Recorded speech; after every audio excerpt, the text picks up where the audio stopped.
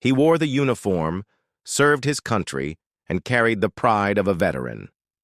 But on one ordinary day, that pride was shattered. Not on the battlefield, but on the very streets he swore to protect. In front of his family, those sworn to uphold the law stripped him of his dignity, turning respect into humiliation. What pushed a man who once fought for freedom to declare war on the very people meant to protect it? Stay with me. This story reveals more than just one man's pain. He was the kind of man everyone in his neighborhood respected, a veteran who had given years of his life to serve his country. After returning home, his days were simple, working hard, raising his children, and teaching them values of honor and respect. To his family, he was more than just a father. He was a living example of resilience.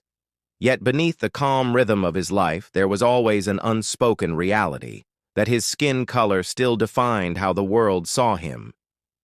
On a quiet afternoon, he drove his family through town, the windows down, laughter filling the car. Nothing about that day seemed unusual. But fate has a way of striking when you least expect it. What started as an ordinary outing would soon unravel into an encounter that tested his dignity, his patience, and his very identity. The veteran parked the car near a small store, stepping out with his children still laughing in the back seat. It was supposed to be quick, just a stop before heading home, but as he returned to the vehicle, he noticed a patrol car slowing to a crawl beside him. Two officers inside, eyes fixed on him as if he were a suspect rather than a man with groceries in his hand. At first, he ignored it. He had done nothing wrong, but within moments, flashing lights lit up the street, bathing his family in blue and red. The sound of sirens pierced through the laughter, replacing it with silence and confusion. His children's smiles faded as the officer stepped out, hands resting on their holsters. "Step away from the car!" one barked. The veteran looked around, stunned. Shoppers watched from a distance. His wife's voice trembled, asking what was happening. He had no answer. All he knew was the sharp sting of humiliation creeping in as the crowd's eyes burned into his back. The officers demanded his ID, questioning him as though he were a criminal. He handed it over calmly, but that wasn't enough. They ordered him to place his hands on the hood, right there in front of his family. The metal burned against his palms under the sun, but what hurt more was the sound of his children crying, their voices trembling. "Why, Daddy?" The man who had once faced gunfire without flinching now felt powerless. Every word from the officers dripped with suspicion, every glance heavy with judgment. He could feel the invisible weight pressing on him, not for anything he had done, but for the color of his skin. Minutes dragged on like hours. The crowd grew. Some whispered, others recorded on their phones. Still, no explanation came. Just humiliation, layered thicker with each passing second. And then, when it seemed the worst had passed, one officer smirked, muttering a word under his breath. A word that cut deeper than any weapon. One his children were too young to hear but old enough to remember. The veteran clenched his jaw, rage boiling beneath his calm exterior. He had swallowed insults before, but this was different. This wasn't just about him. This was about his family, his dignity, and the years of sacrifice he had made for a country that now treated him as less than human. When the officers finally released him, tossing back his ID as if it were trash, the damage was already done. His children sat in silence, their eyes wide with confusion and fear. His wife held back tears, struggling to stay strong. And the veteran, once a soldier of war, felt something awaken inside him. It wasn't just anger. It was a vow. A vow that this humiliation would not be forgotten and that those responsible would know what it meant to strip a man of his dignity in front of the people he loved most. What he did next, no one could have expected.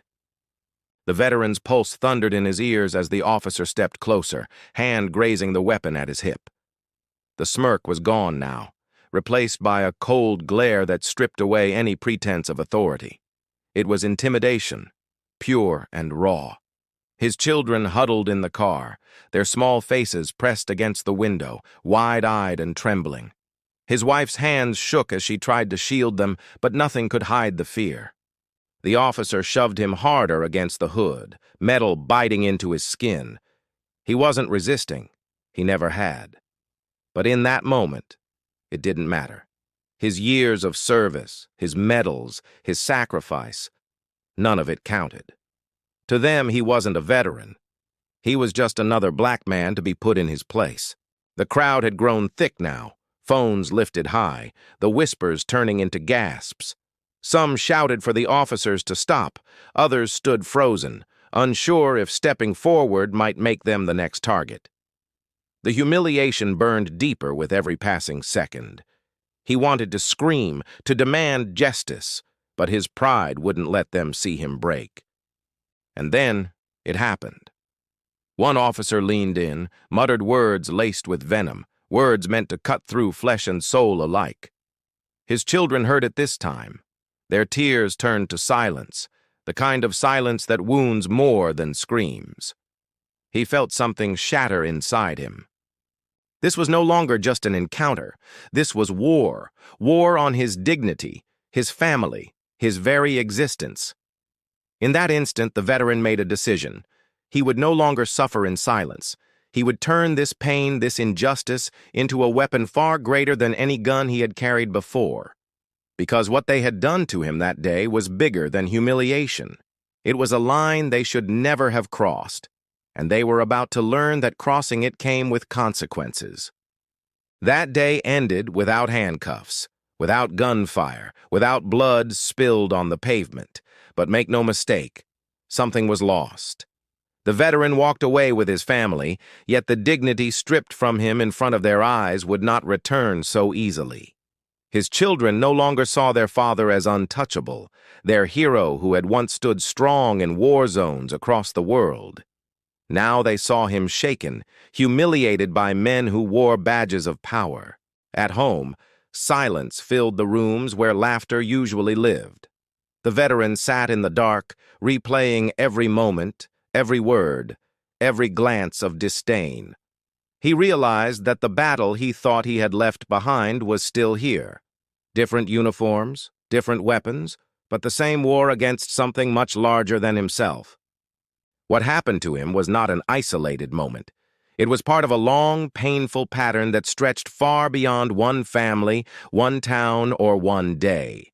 His story was the echo of countless others, voices silenced, dignity stolen, lives forever altered. And yet within that pain, there was also resolve. He would not let this break him. He would speak. He would fight. He would make sure his children understood the truth, not just of what happened to their father, but of the world they were growing up in. Because silence only protects the oppressor, never the oppressed. The question remains, how many more veterans, fathers, brothers, and sons must endure this before change is more than just a promise? How many stories like his will it take before we no longer have to tell them? This is not just his story, it is our story. And it is far from over.